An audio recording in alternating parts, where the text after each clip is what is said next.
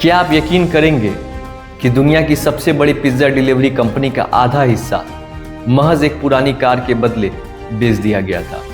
जी हाँ, जिस Domino's pizza के बिना आज हमारी पार्टियां अधूरी हैं, उसकी शुरुआत कुछ ऐसे ही हुई थी।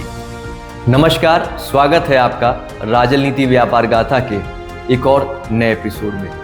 आज हम बात करेंगे उस कंपनी की जिसने न सिर्फ पिज्ज़ा को हमारे घर के दरवाजे तक पहुंचाया, बल्कि यह भी सिखाया कि अगर आपका प्रोडक्ट खराब हो जाए तो दुनिया के सामने उसे स्वीकारने की हिम्मत कैसे की जाती है। चलिए शुरू करते हैं डोमिनोज पिज्ज़ा की यह प्रेरक व्यापार गाथा। कहानी शुरू होती है साल 1960 में। अमेरिका के मिशिगन में दो भाई थे, टॉम और जेम्स मुनाघन।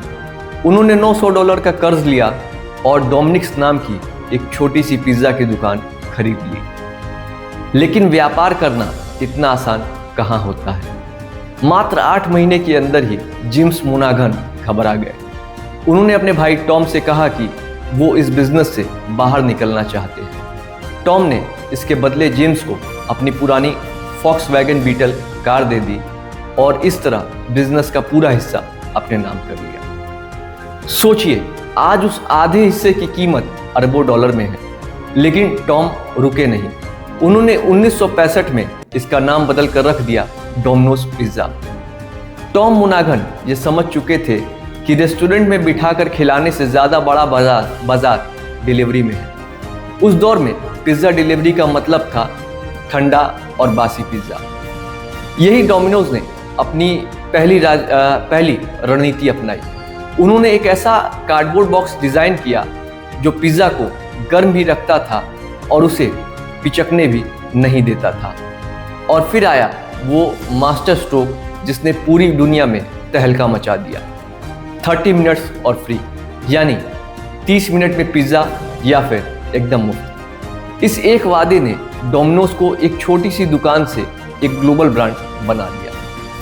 लेकिन हर व्यापार में एक बुरा दौर ज़रूर आता है। साल 2009 आते आते डोमिनोज बर्बादी की कगार पर खड़ा था। कंपनी के शेयर गिर रहे थे। ग्राहकों का कहना था कि डोमिनोज का पिज्ज़ा एकदम गत्ते जैसा स्वाद देता है और इसकी स्वास्थ्य एकदम बेकार है। कोई और कंपनी होती तो इसे छिपाने की कोशिश करती या पीआर का सहारा लेती, लेकिन डोमिनोज के तत्कालीन सीईओ पैट्रिक डॉयल ने जो किया वो आज बिजनेस स्कूलों में पढ़ाया जाता है।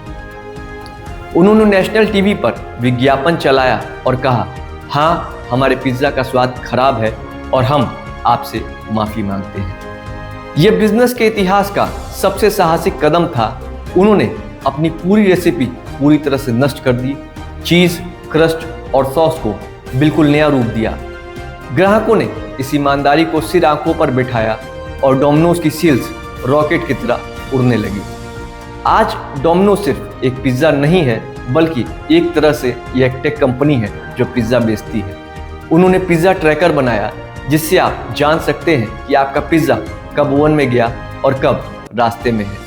उन्होंने ट्वीट से लेकर स्मार्ट वॉच तक से पिज्ज़ा ऑर्डर करने की सुविधा दी। इनोवेशन और अपनी कमियों से सीखने की इसी कला ने डोमिनोज को दुनिया का नंबर 1 पिज्ज़ा चेन बना दिया है। डोमिनोज की इस व्यापार गाथा से हमें 2 सबसे बड़ी नीतियां सीखने को मिलती है।